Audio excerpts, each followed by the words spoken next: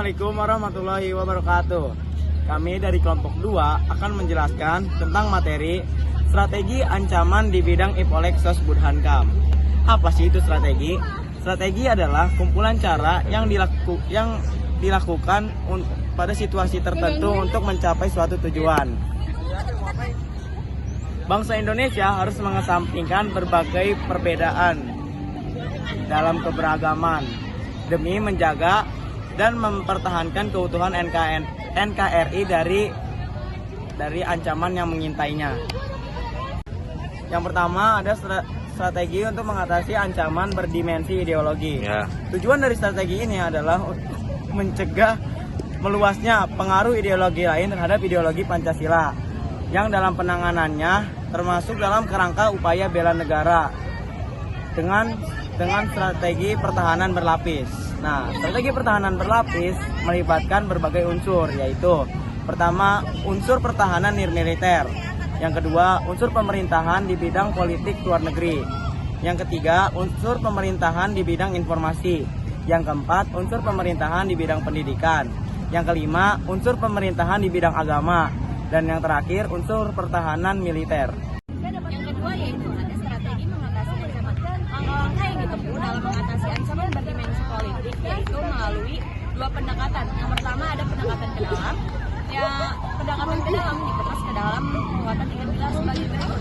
Yang pertama yaitu ada penguatan penyelenggaraan pemerintah negara. Yang kedua yaitu ada pendekatan keluar. Pendekatan keluar diarahkan untuk mendinamisasikan strategi dan upaya diplomatik politik luar negeri dalam membangun kerjasama dan saling percaya dengan negara-negara lain. Hal ini dilakukan karena untuk mencegah atau mengurangi konflik antar negara yang dimulai dengan tataran internal, regional, dan supraregional hingga global. Yang ketiga itu ada strategi mengatasi ancaman berdimensi ekonomi. Sistem dan upaya pertahanan negara dalam menghadapi ancaman berdimensi ekonomi adalah membangun ketahanan di bidang ekonomi melalui penataan sistem ekonomi nasional yang sehat dan berdaya saing. Untuk menghadapi ancaman berdimensi ekonomi dari internal, prioritas kebijakan sebagai berikut. Yang A, membangun infrastruktur. Yang B, menciptakan iklim usaha yang kondusif. Yang C, pemilihan teknologi tepat guna sebagai solusi pemerataan kesempatan kerja. Yang D, penciptaan lapangan kerja padat karya sebagai solusi memberantas kemiskinan. Strategi mengatasi ancaman berdimensi sosial dan budaya. Kesenjangan sosial merupakan permasalahan yang kerap terjadi di Indonesia. Perlu strategi yang terorganisasi dengan baik untuk menghadapi ancaman berdimensi sosial dan budaya. Strategi mengatasi ancaman berdimensi sosial budaya sebagai berikut. Nilai-nilai Pancasila sebagai utama. Contohnya, kedisiplinan yang tinggi dapat ditiru. Namun, gaya hidup yang konsumtif serta pergaulan bebas harus dihindari. Untuk menghindari nilai-nilai budaya barat yang bersifat negatif, masyarakat harus menjadikan nilai-nilai Pancasila sebagai filter. Meningkatkan rasa nasionalisme. Rasa nasionalisme tidak lagi berkaitan dengan penjajahan, tetapi usaha untuk meningkatkan eksistensi bangsa dan negara dari kehancuran. Strategi mengatasi ancaman berdimensi pertahanan dan keamanan.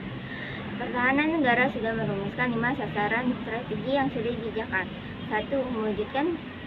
Mewujudkan pertahanan yang mampu menghadapi ancaman. 2. Mewujudkan pertahanan yang mampu menjaga keamanan wilayah maritim, digantara, dan daratan. 3. Mewujudkan pertahanan negara yang mampu berperan menciptakan perdamaian dunia berdasarkan politik aktif. 3. Mewujudkan industri yang kuat, mandiri, dan berdaya saing. 5. Mewujudkan warga Indonesia yang memiliki rasa bela negara. Adapun upaya untuk mencegah ancaman tersebut, seperti ancaman kejahatan dunia maya, seperti bekerja sama dengan programmer, akademisi, dan negara lain. Saya di sini akan melanjutkan dari rekan saya. Saya akan menjelaskan tentang ancaman terorisme, ancaman peletasan wilayah, dan ancaman illegal fishing. Dalam ancaman terorisme dapat dilakukan